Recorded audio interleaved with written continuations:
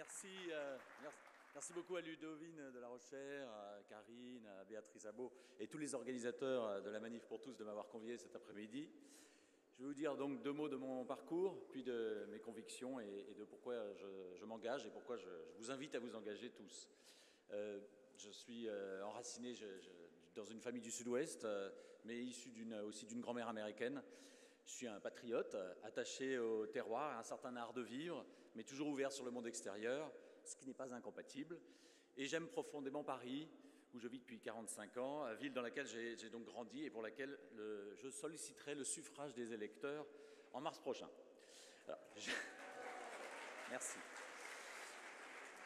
J'ai fait mes études au lycée Louis-le-Grand, puis j'ai intégré l'école centrale de Paris, comme ça a été dit, et j'ai commencé ma carrière donc en travaillant dans l'industrie et dans la banque. Mais j'ai voulu, c'est vrai, connaître d'abord le monde réel avec ses difficultés et ses joies, et rapidement, c'est vrai que l'entreprise qui a développé chez moi une certaine rigueur, un sens de l'effort, ainsi que le goût d'entreprendre, et j'ai entrepris. Parce que je suis épris de liberté, attaché à son indispensable corollaire, la responsabilité. Et comme le disait George Bernard Shaw, écrivain irlandais et prix Nobel de littérature en 1925, la liberté implique la responsabilité, c'est pourquoi la plupart des hommes la redoutent. J'aime entreprendre. J'aime être mon propre patron, non pas parce que je ne supporte pas l'autorité d'un supérieur, ni Dieu ni maître n'est pas ma devise, mais celle des anarchistes, mais parce que c'est dans mon tempérament et que c'est ma manière de contribuer au bien commun. Un entrepreneur, c'est celui qui sait prendre des risques quand il sent que ça en vaut la chandelle. J'ai le goût du risque et c'est aussi en assumer les inévitables échecs, ça m'est arrivé. Et aujourd'hui, j'anime donc un certain nombre d'entreprises, mais sans y être opérationnel, et ce qui me permet de m'engager. Alors, quelles sont mes convictions ? Je me définis comme un libéral conservateur, libéral sur le plan économique et conservateur sur le plan sociétal. Et c'est à ce titre que j'ai soutenu la Manif pour tous dès le début. Merci. Alors vous allez dire, le libéralisme, c'est souvent un gros mot en France, y compris dans les milieux catholiques. Il est vrai que la France a une tradition étatiste, centralisatrice et jacobine, très dirigiste en économie. Ça remonte à Colbert. Le catholique que je suis a aussi en tête les condamnations successives du libéralisme débridé par les papes du XIXe siècle jusqu'à aujourd'hui. Au mois de mai dernier, le pape François a vigoureusement dénoncé le fétichisme de l'argent et la dictature d'une économie sans visage ni but vraiment humain. Et c'est vrai qu'un ultralibéralisme sans aucune régulation peut conduire à de graves injustices et des violences. Je suis un pragmatique et non un idéologue. Je ne suis pas libéral par principe, mais simplement j'aime ce qui marche, ce qui fonctionne. Et je me rends bien compte qu'aujourd'hui, en France, on croule sous l'effet des taxes et des réglementations diverses, qui étouffent la croissance, qui accablent les entreprises et les ménages et empêchent la création d'emplois et la relance économique. Alors qu'en fait, on fait tout l'inverse de ce qu'il faudrait faire. On est libéral sur le plan philosophique, en permettant par exemple le mariage homosexuel, et on est socialiste en économie. Donc je suis donc pour la méritocratie, pour l'excellence, la recherche de la perfection dans tous les domaines, de l'éthique personnelle à l'organisation de la vie en société, même si je ne sais qu'elle n'est pas de ce monde. Et ce qui est important, c'est que je n'aime pas la médiocrité à laquelle notre monde nous habitue trop souvent. Médiocrité intellectuelle, débats simplistes proposés par les médias, médiocrité des ambitions de la classe politique, frileuse médiocrité d'une France de rentiers, de syndicats et de fonctionnaires qui trop souvent se réfugient derrière un statut ou des lois qui les empêchent d'avoir l'audace d'entreprendre, de regarder le monde tel qu'il est, de s'adapter aux défis de la mondialisation, de ce monde qui bouge et qui requiert de notre part toujours plus de créativité, bien loin de tous les archaïsmes.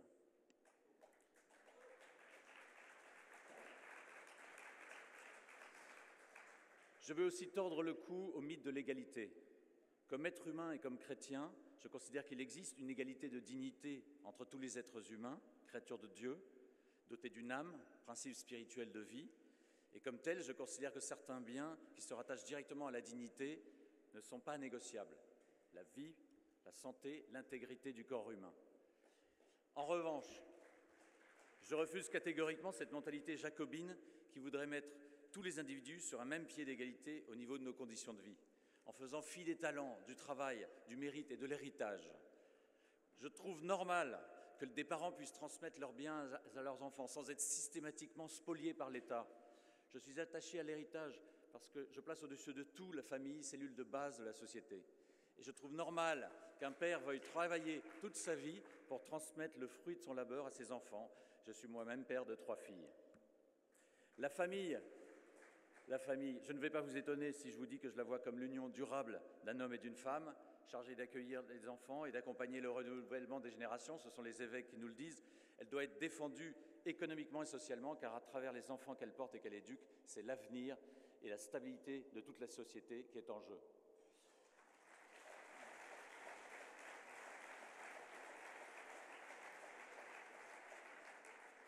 Je considère aussi que l'altérité parentale est essentielle pour la construction de l'identité de l'enfant. Chaque enfant a besoin de l'altérité pour pouvoir se construire. Les psychologues et psychiatres honnêtes comme Tony Anatrella le reconnaissent. Les fonctions de père et de mère ne sont pas interchangeables. Il est faux de croire, comme nous l'assène le gouvernement, qu'il suffit d'avoir un parent 1 et un parent 2 pour être heureux. Vous apprécierez au passage la poésie de ces formules qui ont maintenant fait leur entrée dans le Code civil et dans les formulaires administratifs, en lieu et place des notions traditionnelles de père et de mère. Non, un père et une mère ne sont pas interchangeables et les dérives actuelles sont très graves. Je pense notamment à la théorie du genre qui fait des ravages dans des écoles. Il est donc important de réagir et c'est pour cela que vous êtes ici. Attaché à la liberté du travail, soucieux de préserver la famille traditionnelle, je suis aussi un amoureux de mon pays, la France.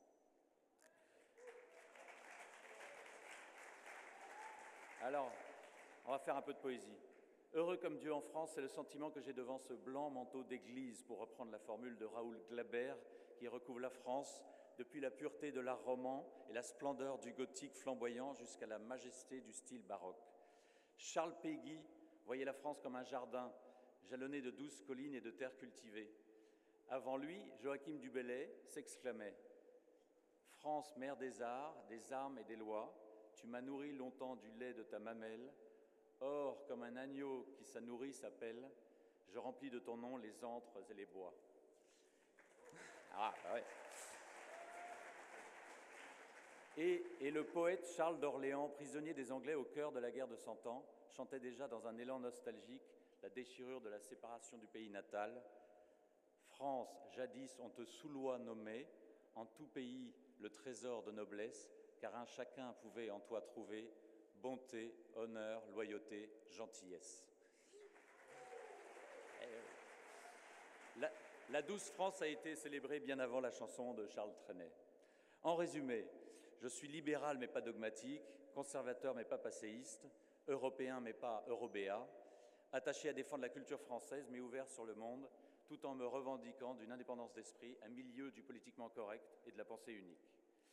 Alors maintenant, l'engagement. S'engager est un devoir. Ne pas agir, rester spectateur du monde constitue une lâcheté, tout simplement. Chacun peut s'engager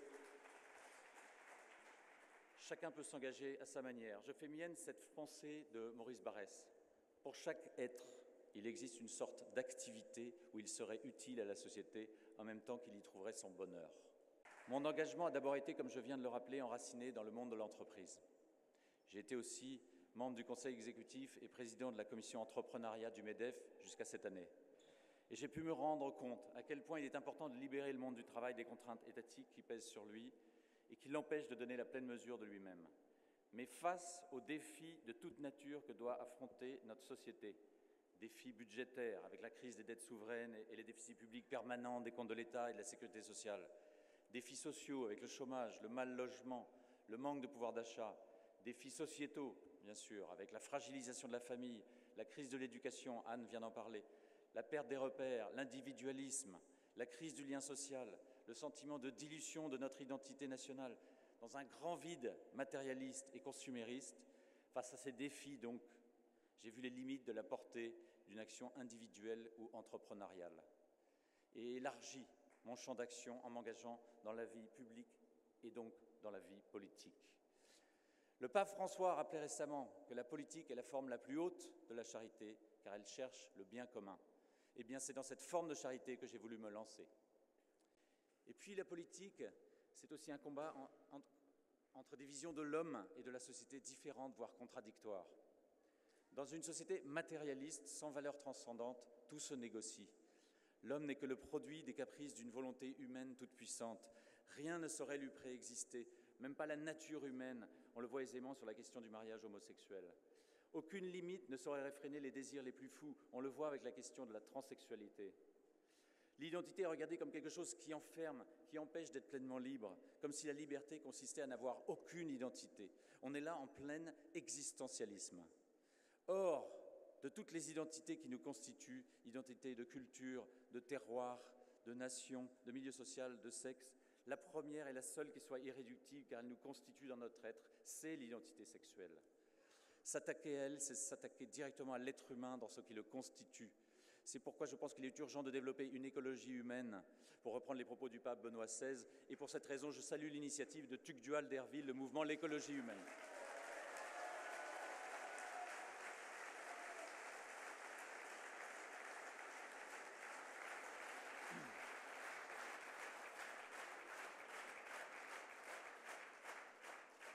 Confronté à de tels défis, je considère l'engagement politique donc à la fois comme un moyen de libérer la société civile et le monde économique du poids des contraintes étatiques, mais aussi comme une opportunité de combattre une vision idéologique de l'homme et de la société qui prétend influencer les mentalités et régir les esprits avec un laïcisme forcené, une réécriture de l'histoire, le relativisme ambiant, la théorie du genre, le dénigrement médiatique de la culture chrétienne, la dictature du politiquement correct.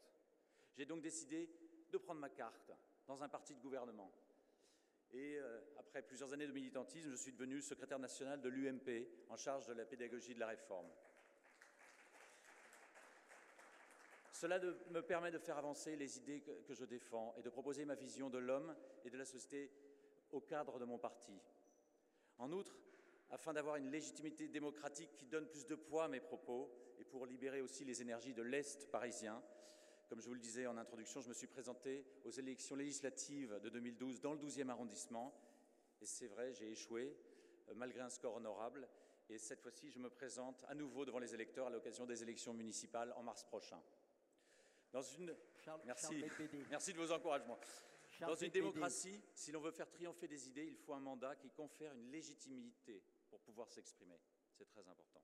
Pour conclure, je pense que face à la morosité du climat politique et social, et devant une attitude collective de déni de soi qui étreint malheureusement trop souvent l'Occident, il est urgent de porter haut les valeurs de la France, de ne pas taire nos racines chrétiennes, même si notre pays sait rester ouvert aux autres cultures, de ne pas avoir honte de notre histoire, au point de faire perpétuellement repentance, même si l'on se grandit en reconnaissant nos manquements et nos imperfections, de rester optimiste face à tous les défis qui s'imposent, et ainsi, confiant dans la capacité de la France à rester une grande puissance, conscient de son rôle irremplaçable dans le concert des nations, toujours soucieux de respecter la dignité de l'homme et de promouvoir le bien commun, il faut défendre un discours politique porteur d'une espérance qui s'enracine dans les profondeurs spirituelles d'un idéal chrétien et humaniste.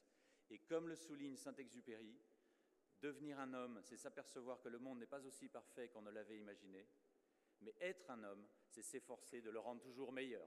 Merci de votre attention et engagez-vous!